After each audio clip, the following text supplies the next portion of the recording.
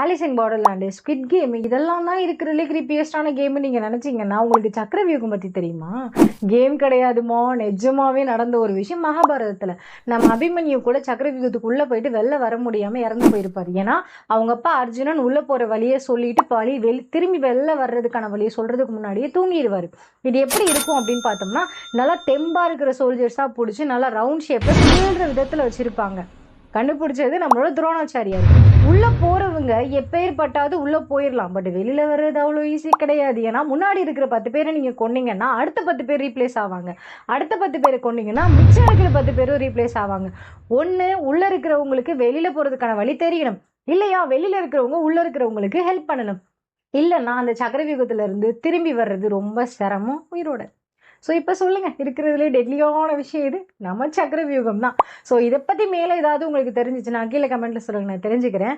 So இந்த மாதிரி இன்ட்ரெஸ்டிங்கான வீடியோஸ்லாம் பார்க்கணுன்னா நம்ம சேனலை சப்ஸ்கிரைப் பண்ணி வச்சுக்கோங்க.